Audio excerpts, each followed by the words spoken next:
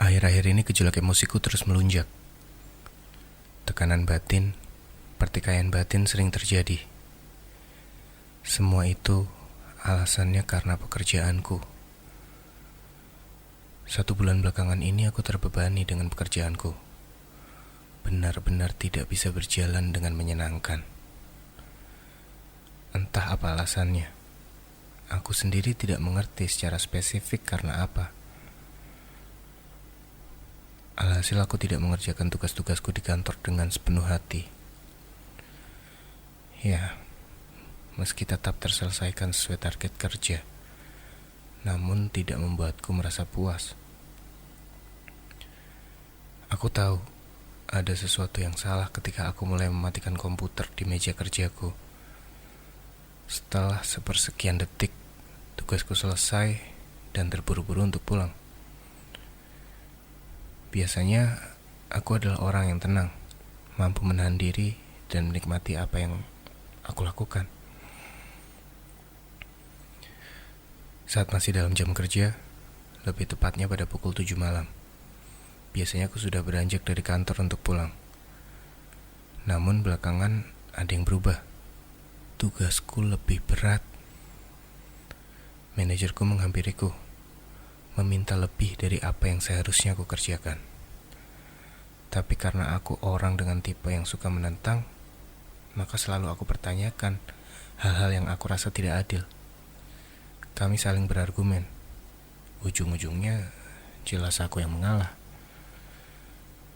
Tetap kukerjakan porsi tambahan itu. Tapi tentu hal ini tidak aku lakukan dengan sepenuh hati. Setelahnya, hari-hari berjalan seakan terbebani. Pundakku berat seketika aku mulai beranjak dari kasurku tiap pukul 7 pagi. Amarahku terus menumpuk dan membesar seiring hari berganti. Tumpukan amarah itu melahirkan suatu pemikiran untuk mengundurkan diri dari pekerjaan.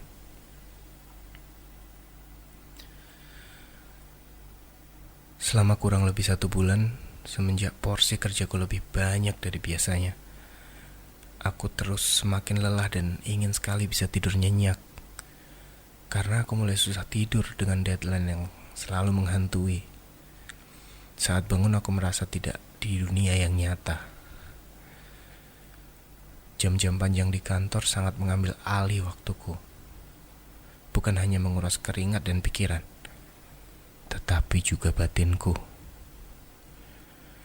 Padahal bermusik dan bertemu orang baru adalah suatu hal yang aku sukai. Bisa jadi itu passionku, dan aku tahu itu. Namun belakangan ini berbeda. Beberapa pekerjaan, seperti mewawancarai orang, kini menjadi suatu hal yang tidak nyaman ku kerjakan.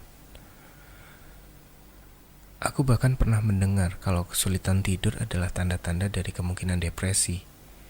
Dan aku bertanya-tanya, apakah ini sedang terjadi? Lantas kinerjaku semakin asal-asalan. Meski terbilang memuaskan dari standar kantor, namun aku tahu itu bukan kinerja terbaik yang bisa aku lakukan. Beberapa tulisanku tidak kukerjakan lagi dengan hati, melainkan karena deadline. Seringkali juga aku mengabaikan instruksi dari atasanku. Hanya kukerjakan sesuai dengan hasil akhir. Salah satunya ketika aku ditugaskan mendatangi sebuah acara. Aku malah berkeliling menggunakan motorku tanpa tujuan selama 1 jam. Lalu aku berhenti di sebuah warung untuk meneguk secangkir kopi. Ya memang tidak ada yang mengetahui ini, karena aku tetap bisa mendapatkan informasi yang dibutuhkan dari acara itu. Entah dari rekan-rekan seprofesi, ataupun meminta ke narasumber untuk mengirimku press release secara personal. Kurang lebih 5 minggu aku menjalani rutinitas yang tiba-tiba menjadi beban buatku. Kemudian akhirnya aku mengundurkan diri dari pekerjaan ini. Akhirnya, aku bisa berhenti menyeret diriku dari kasur setiap pagi untuk melakukan hal yang aku tidak lakukan sebelumnya. Aku kini terbebas dari akhir pekan yang mengerikan karena pekerjaan di akhir pekan sangat mutlak buatku. Bercengkrama dengan teman yang sebelumnya sangat sulit kulakukan, berkumpul dengan keluarga, hingga melakukan hal random seperti mencari buku lama di toko buku bekas. Keluar dari pekerjaan ini bukanlah keputusan yang mudah, meski aku telah melakukannya. Di benakku ada pertanyaan-pertanyaan yang muncul setelah itu. Apa yang aku lakukan setelah ini? Apakah sudah tepat dengan apa yang telah aku putuskan? Sudahkah mendapat apa yang telah aku inginkan di tempat sebelumnya? Pertanyaan-pertanyaan seperti itu masih belum bisa aku jawab hingga sekarang. Mungkin aku tidak hanya berjuang dari kelelahan, tapi juga bertarung dengan quarter life crisis. Saat aku berusaha menyusun ulang impianku, tujuan hidupku, dan apa arti hidupku. Apakah dengan yang aku lakukan ini bisa sukses?